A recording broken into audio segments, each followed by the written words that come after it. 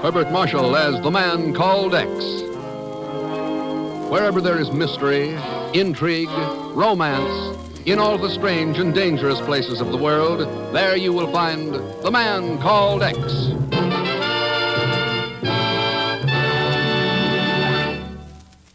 It happened on a moonless night near a peaceful oasis on the vast South Arabian desert. One moment, the small, well-piloted plane was coming in for a quiet, uneventful landing. And the next...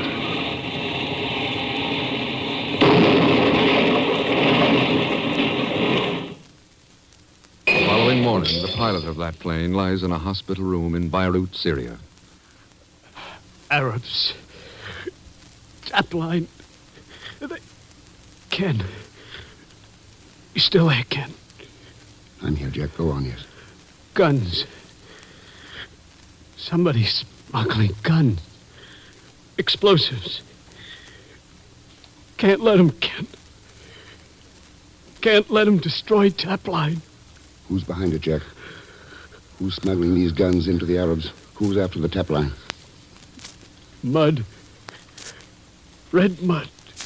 What about red mud? Red mud. Stop me, Ken. Stop. Jack. Okay, Jack. I'll see what I can do. Oh. Looking for someone? Oh, why, yes. I was looking for the room of Mr. Jack Buckley. You might find that easier by looking for the room numbers above the doors, not by leaning against them. Oh, yes, I see. What did you want with Jack, Miss... Anthea. Marilise Anthea. I'm Jack's fiancée. I have just heard of his accident, and But you have just been in his room. Tell me, how is he? I'm sorry, Miss Anthea. So he is dead. Jack is dead. So young, so much to live for. And now he has been killed by the hand of fate. That's one way of putting it, Miss Anthea. What do you mean? Somebody pumped 2 bullets into his back. So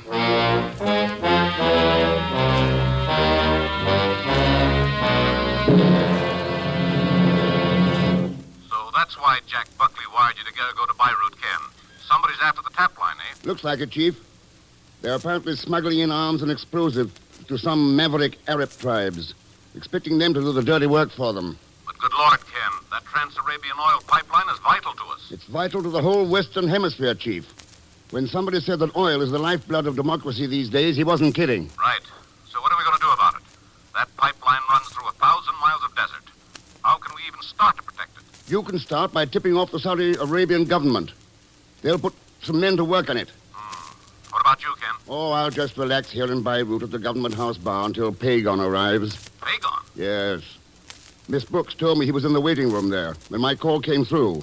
I'll give 8 to 5. He's listening in on an extension phone right now. If he is, I'll wring his eavesdropping neck for him. Better hold it until he gets back, Chief. I can use him here. What in the world could you possibly use Zelschmidt for? This is a plenty dirty deal we're mixed up in. And some of the worst scum on earth are right here in Beirut. I can't think of anybody more at home in this situation than Pagon. Thank you, Mr. Thurston.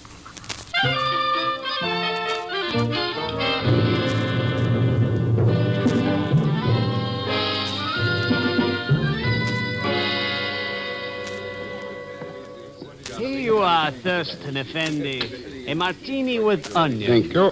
Keep the change. 1,000 thanks, Effendi. 1,000 thanks. Well, it was very funny. Waiter. Oh, waiter. Yes, Edwards, Effendi. Scotch and soda for the young lady and myself. Your best Scotch, you understand? Yes, Effendi. A burra peg for you, Hassan. A burra peg, Stephen, if you please. It's not what I please, Hassan. You're the one who has to drink this filthy stuff. That right, Marilise? Stephen, darling, on such a wonderful evening as this, I could not disagree with anyone about anything. Not with Hassan over his burra peg, nor with Mr. Thurston over the onion in his martini. I was wondering if you remembered me, Miss Anthea. How could I forget, considering the circumstances under which we met? I should like to have you meet 2 friends of mine, Stephen Edwards and Hassan Al-Kar. Gentlemen, this is Mr. Ken Thurston. How do you do? How are you? American, eh, Thurston? That's right, Edwards. I suppose you're in the oil business. In a way, yes. And your recommendations are complete.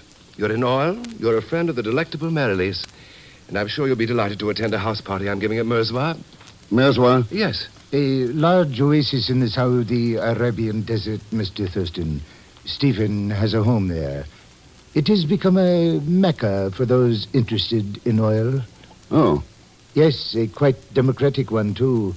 Stephen has entertained all classes, from King Ibn Saud down to lowly construction engineers such as Jack Buckley. I see. Well, will you join us at Merzwa? That'll depend on how some business turns out for me here. Suit yourself, Thurston. Your drinks are ready, Edwards Effendi. Good. We'll have him at that table in the corner. Come on, Marily's, Hassan. This place gets more depressing by the minute. Of course, Stephen, darling. I do hope you will be able to make it to Mirswa, Ken. I think you will find it most interesting there. Yeah? And I should like to express my hope to see you there, Mr. Thurston. Also, to add a slight note of warning. Warning? Yes. One must beware of mirages on the desert. Please do not disregard them as did Jack Buckley. You see, he was flying to Merzwa when the accident occurred.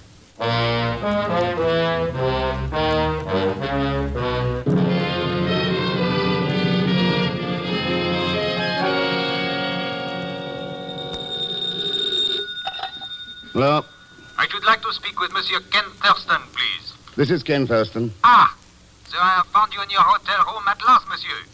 Well, allow me to inform you, Monsieur Thurston, that under no circumstances will you be allowed to get away with this outrageous swindle. Swindle? What else would you call this bare-faced attempt to bring 500 empty brass watch cases into Beirut? Brass watch case. Just who are you, anyway? My name is Norbert, Lucien Norbert, French Customs Office. Ah, that explains it. It does not explain anything to me, monsieur. Are you in your office, Norbert? That is correct. Good. Then just hang on to Pagon Zellschmidt until I get there.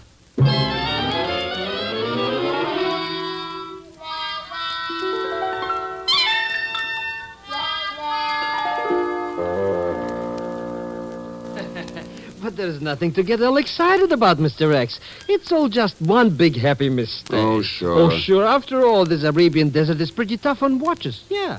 All that sand and stuff and sand. Well, so in case something happened to mine, I brought just a few spare cases. 500 of them. So I'm not an optimist. You were optimist enough to ship them under my name, Pagon, and figure you could peddle them to the Arabs as good American watches. Now, it's lucky that Norbert latched onto him.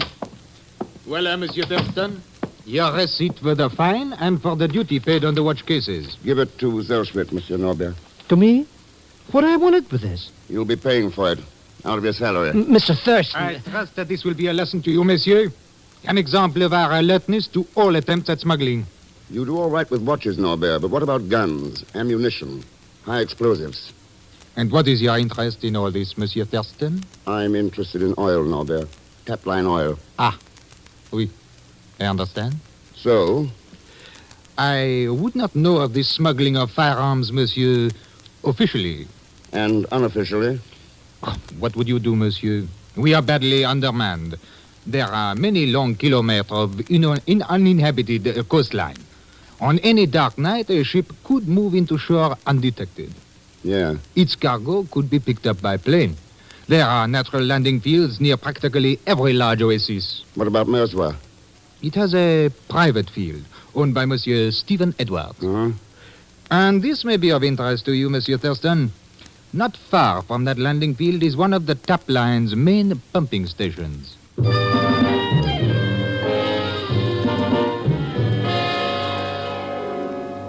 Makes it a bit awkward, Thurston, this late decision of yours to come to my party at Merzwa. Does it? Yes, the plane I'm flying is already filled up. But I've another one here in Beirut you can fly out yourself, if you want to tackle it. Why not? Good. There's radio to clear the field when you're set to come in, and we'll welcome you with open arms and a raised glass.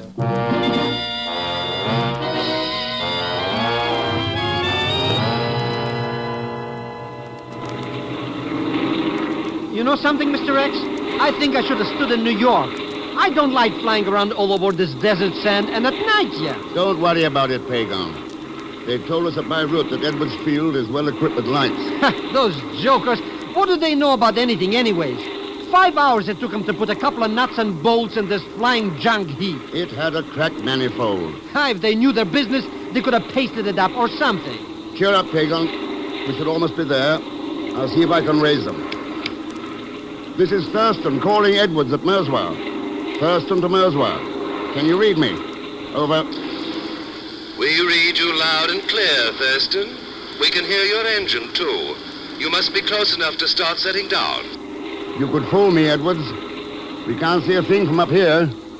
I'll have the landing lights turned on. There's no wind and plenty of runway, so you shouldn't have any trouble. Happy landings. Over and out. Ooh, we're falling! Oh, relax, you idiot. We're only going in for a landing. Landing on what? Who can see anything down there in all that blackness? There are the lights now. And the runway's right between them.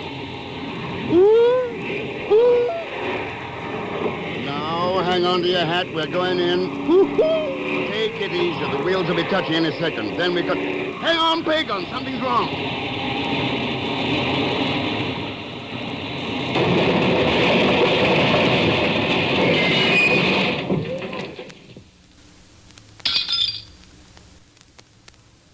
We will continue with The Man Called X in just a moment. Now, Act 2 of The Man Called X, starring Herbert Marshall, with Leon Belasco as Pagan Zellschmidt.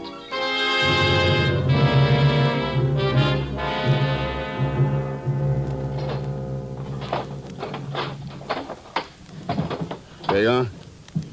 You okay? Pagan? Go away, don't bother me. Huh? I just found an angel who's a sucker for empty brass watch cases. I'm sorry, Pagan. You're not dead yet. I'm not? But after that crash, I gotta be. That's what somebody else thought. Come on. Let's get out of here. What happened anyways? Somebody threw us a curve. Huh? Hey, what kind of a runway is this? Nothing but sand. That's right. But the custom guy that Lucien Norbert said there was a good landing field in Merswa. There probably is, but this isn't Merswa. Please, Mr. X, don't be playing 64 questions with me. I told you someone threw a curve as a Pagan by stringing portable landing lights out in the middle of the desert. But what kind of a joker would do a thing like that? Don't he know he could kill somebody that way? He knew it, Pagan. Then why did he... Oh, Mr. X. Let's start walking. I think we'll find the rest of the answers at Merswa.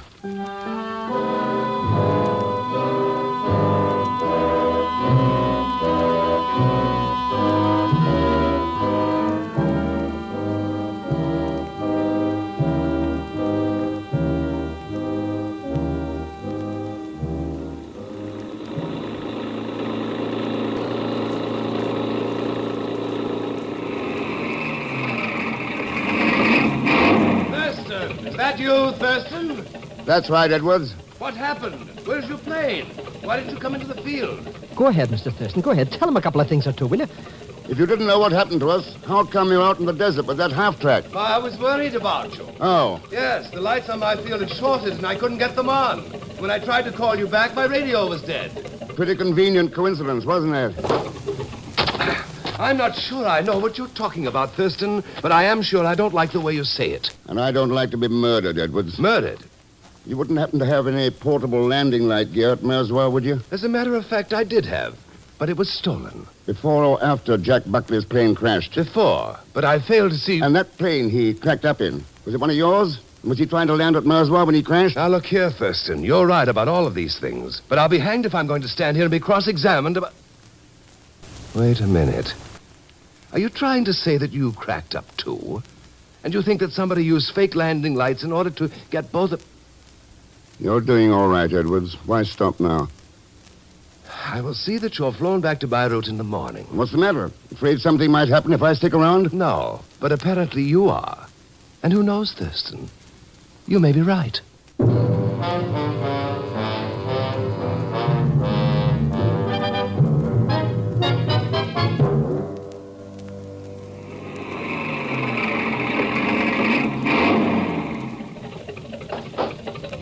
I did promise you a drink when you arrived at Merswa, Thurston. If you care to join me, I'll be in the bar. Make mine a triple scotch, Mr. Edwards. Sorry, Payon. You've got work to do. Work? I want you to snoop around here, talk to the servants, learn whatever you can about smuggling. particularly arms and ammunition. But, Mr. Get Rex... started, Pagan. But...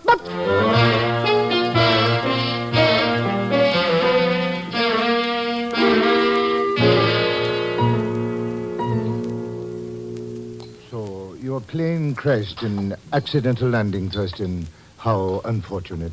Yes, wasn't it? The only trouble, Hassan, is that our unappreciative guest doesn't think it was an accident. But what else could it have been, Stephen? Ask Thurston. He's the one with a suspicious mind. Let's skip it, Meredith. Maybe that crash shook me up a little too much. Maybe I'm seeing things around there.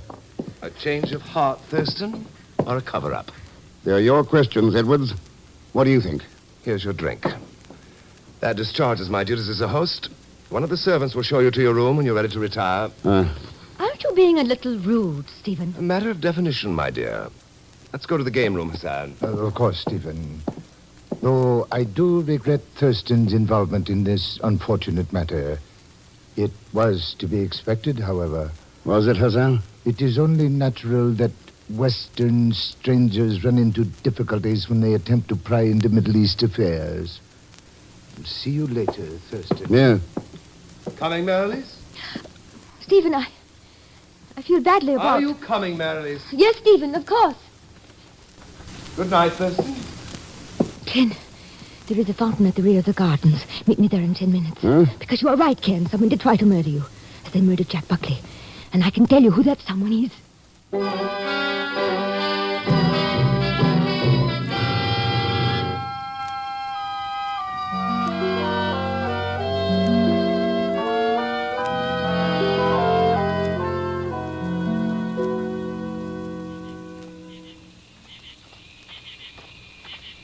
Sorry to be late, Ken.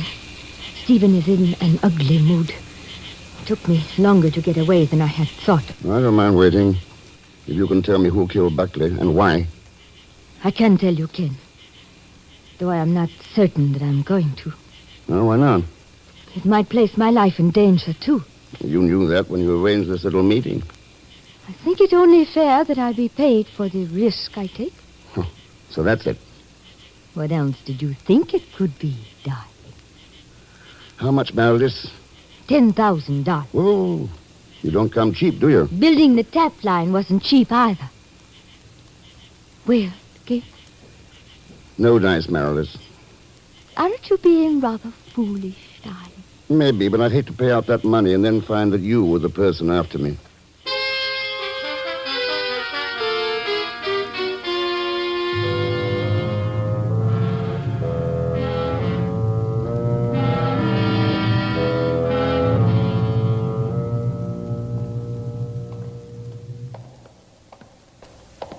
Hey, why are we wandering around in this aeroplane garage anyways, Mr. Thurston? Well, I wanted to see what kind of planes Edwards was flying out here. So you're finding out, so what? So he's got 4 DC-3s, transport planes, heavy cargo carriers. Could they carry us back to Beirut? They could also carry arms and ammunition, Pagan. And look here. Look at the mud caked on those landing wheels. Red mud. And Jack Buckley said something about red mud just before.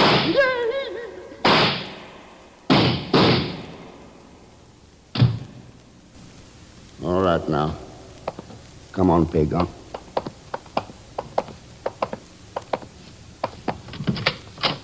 Going somewhere, Thurston? Hassan, what are you doing out here? I thought I was going to take a quiet stroll before retiring, but those shots rather upset my plans. I don't suppose you know who fired them. It was not I, Thurston, if that's what you are thinking. But I did see some shadowy figure slip away in the darkness. Ah. You have had your share of difficulties out here, haven't you?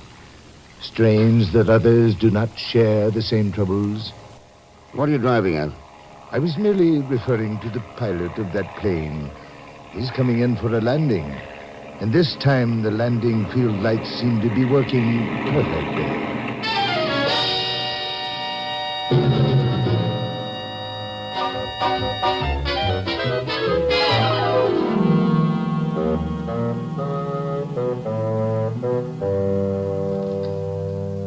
So you've got good news for me, Norbert. Oui, Monsieur Thurston. That is so. Those who were smuggling arms into the Arabs have been apprehended. A small group of illegal operators in Beirut. So you need have no further concern. Your troubles are over. Very considerate of you to fly to Merswa with the news, Norbert. You could have radioed me. Ah, but I did not come here merely for that, monsieur. I am on duty for the Customs Department. Huh? Oui, the captured men revealed that they have a cache of arms and ammunition at Le Lac Rouge. The Lac Rouge. A small oasis some 15 miles from here. It supplies water to one of the tap line pumping stations. How come it's called the Red Lake, Norbert? The color of the water, monsieur, is caused by some chemical in the soil. The entire shore is of red mud.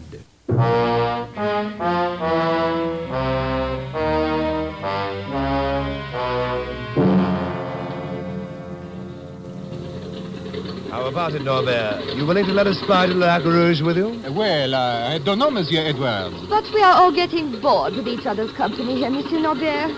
Hassan, Stephen, and I. Besides, this way you will have some company on a lonesome task. Well, I have never been able to refuse the desires of a beautiful woman, mademoiselle. But what of you, Monsieur Thurston? Edwards has a plane ready for me, Norbert, to fly back to Beirut. Now that you've got things under control, why should I stick around?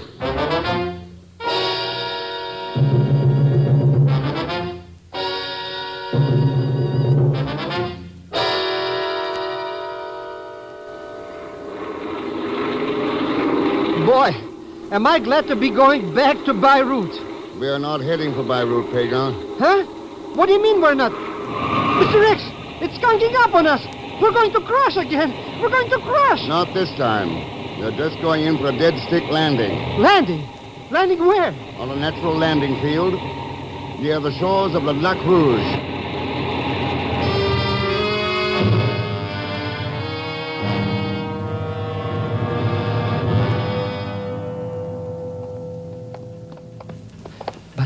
But this isn't any lake, Mr. X. That's right. It's one of the tap line's pumping stations. Pumping stations? What are we going to do at the... Hold it, Pagan. Huh? What is it, Mr. Thurston? Look over there, near the main piston shaft. Near the... Mr. X? Yeah. What's going on over there? A little plan to blow up this pumping station. To blow up? Let's get out of here, Mr. X. No hurry. Let's talk it over first.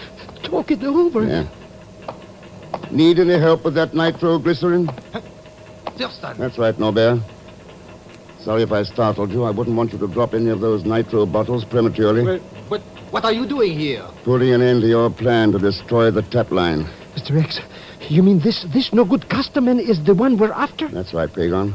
Some country was paying him off to wreck the tap line. But when his gang was caught in Beirut, he came out here himself to make one last desperate play to blow up this station. Hey, wait a minute, Mr. X. This guy wasn't even at Mirzwa when we crashed, and he couldn't have taken those shots at us. No, but his Arab friends could, and they did. They rigged the lights on us and shorted Edwards' radio and landing field, just as they did to Jack Buckley. What happened, Norbert? Did Buckley learn about your scheme? Oui. You are quite correct in everything you have said, Monsieur Thurston.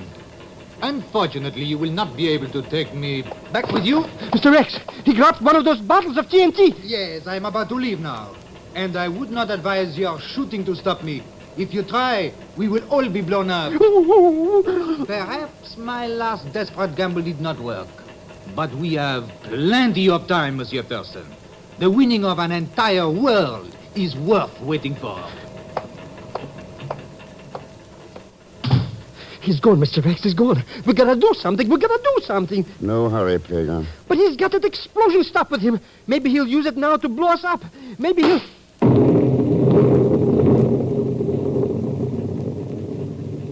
Mr. X. What was that? I told you there was no hurry. Hassan's bullet took care of that nitro. And Norbert. Hassan's bullet? But what did Hassan have to do with this? That's what the French and the Arabian governments pay him to do, Pagan. You mean he's a Desert G-man? That's right. He and I arranged this little get-together before leaving Merzwa. Well, what do you know? So I guess we show that no-good crook Norbert where he gets off at. It's not Norbert who bothers me so much. It's Edwards. And all those like him. Edwards? Yes. We can protect ourselves against the Norberts of this world. But we can't protect ourselves against the selfish and the blind who put their own personal interests above those of freedom. That's where the real danger to democracy lies. We've got to learn that. All of us.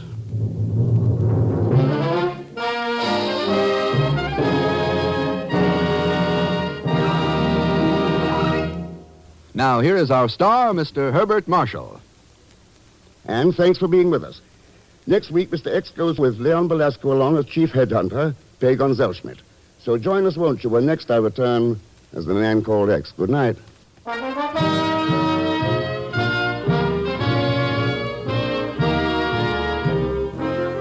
The Man Called X is a J. Richard Kennedy production with music composed and conducted by Felix Mills. Tonight's story was written by Sidney Marshall. And until next week, same time and station, this is Jack Latham saying good night for The Man Called X.